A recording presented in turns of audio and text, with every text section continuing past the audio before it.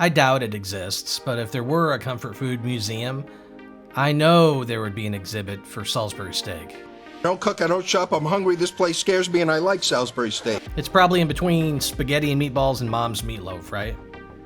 Well, not only is this American classic easy to make, it's about as textbook comforting as comfort food gets. This is kitchen serious. Putting this together might feel like making meatloaf or shaping hamburger patties, but that's pretty much what Salisbury steak's always been. Its roots go way back to the Civil War, where Dr. James Henry Salisbury created a simpler version of this recipe to combat digestive health issues. Okay, let me pull the car back on the road. Starting off, we have one onion I'm going to divide in half. The first half of the onion I'm going to grate, and that's going to be for the patties. And the second half is going to be for the gravy, where I'm just going to dice up that half. To the onion, I'm going to add a half a cup of breadcrumbs, 1 tablespoon Dijon mustard, 1 teaspoon or so of Worcestershire. To punch up the flavor, I'm going to add 1 tablespoon of ketchup. Lastly, I've got some crushed garlic, about 1 or 2 cloves is fine. Because it's good to have that extra binder, I'm going to crack 1 egg. Now it's time for around 1 pound of ground beef.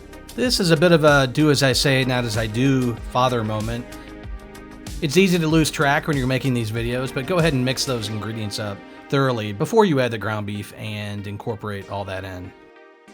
Now you could shape these like a hamburger patty, but I'm going to make mine more of an oval, kind of a faux steak shape. So as far as the sizing goes, here I had about a pound of meat, and I want to get all these in the same pan, so I made 4 little patties. And of course, do not forget the salt and pepper. While those are hanging out in the fridge, we'll just pull together the rest of our gravy ingredients, which is dicing up the second half of that onion and slicing up some mushrooms.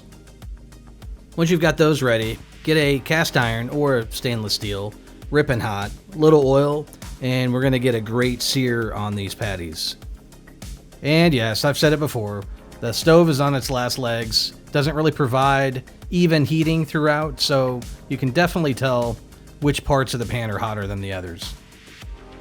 The thing to keep in mind when you're searing these is that we're not cooking them. We're going to sear both sides and they're going to finish up in the gravy, so keep that in mind. So really, we're only going to go about 1.5 to 2 minutes per side on these. Once these come out, I'm going to put those drippings to good use and start sauteing our onions off. After about 3 to 4 minutes, you're going to add the garlic and let this go for about another minute before adding our mushrooms. I'm using creminis, which are baby bellas. These are great because they have a little bit more of a meaty texture than buttons. So when you're picking out the mushrooms, make sure and get portobellas or creminis.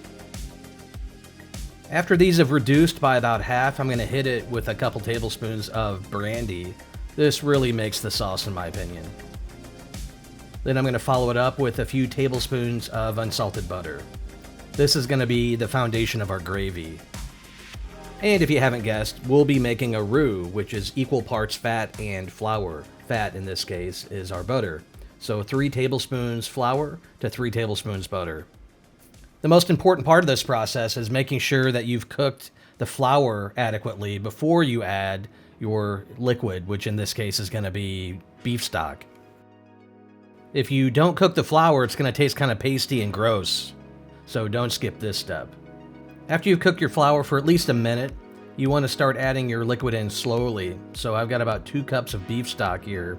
I'm going to add by about 1/3 of a cup at a time. Once you add a little stock, wait for it to get thick again before adding the next part.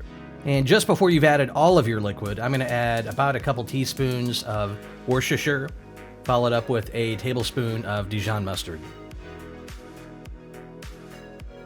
Once you've added all the liquid and the sauce gets to a nice consistency, it's time to get our patties back in the sauce to finish cooking.